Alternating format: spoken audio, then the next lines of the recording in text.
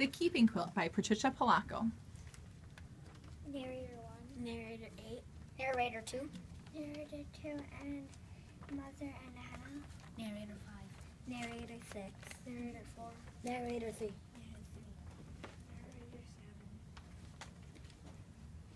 7. Nice loud voices. Packets down. When my great grandma Anna came to America, she wore the same thick overcoat and big boots she had worn for farm work.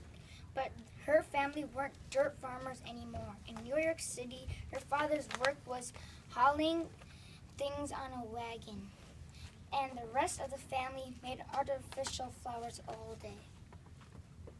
Everyone was in a hurry, and it was so crowded, not like in back home in Russia.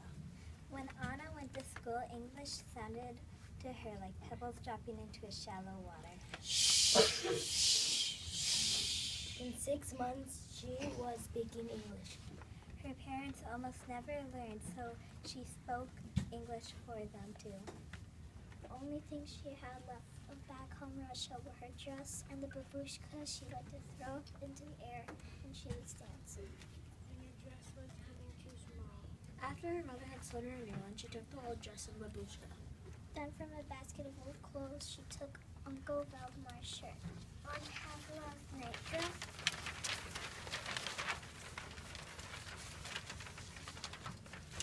And then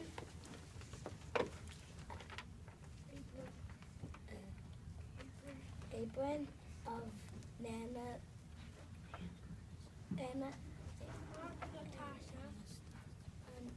and Natasha.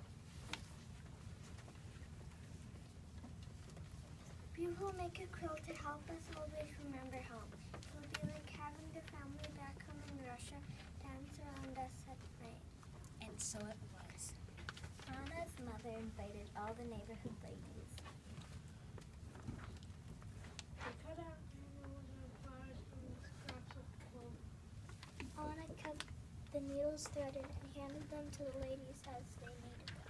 The border of the quilt was made of Anna's babushka. On Friday nights, Anna's mother would say the prayers that started the Sabbath. The family ate challah and chicken soup. The quilt was the tablecloth. Anna grew up and fell in love with great-grandpa Sasha. They broke up in the quilt to show he wanted to be her husband. He gave and a piece of rock salt, All tied into a linen handkerchief. The gold was full of the flower of her love. And they sell so their lives will have flavor. She accepted the hanky. They were engaged. Under the quilt, Anna and Sasha promised each other love and understanding. After the wedding, the men and women celebrate separately. When my grandma Carl was born, Anna wrapped her daughter in her quilt to welcome her one into one. Carl was given the gift of gold, flour, Salt.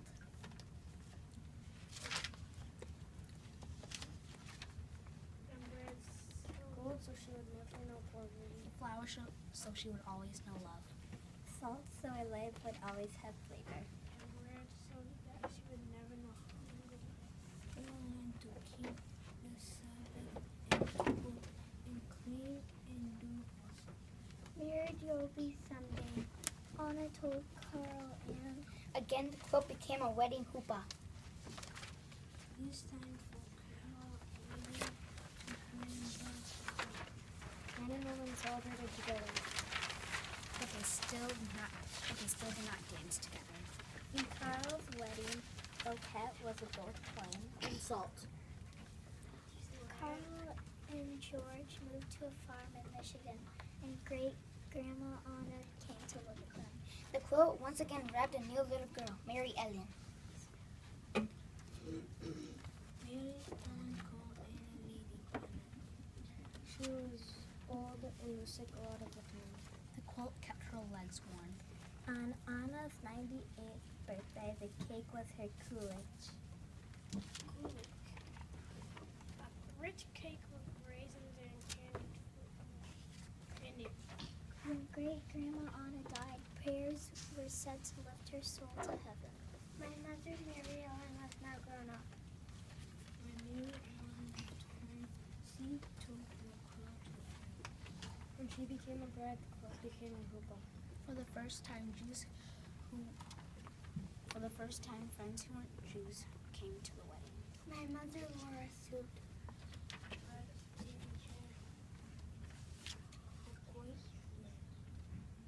Gold, bread, and fur.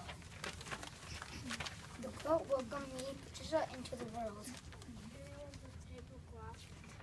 For my first birthday party at night, I would trace my finger around the edges of each animal on the quilt before I went to sleep. I told my mother stories about the animals on the quilt.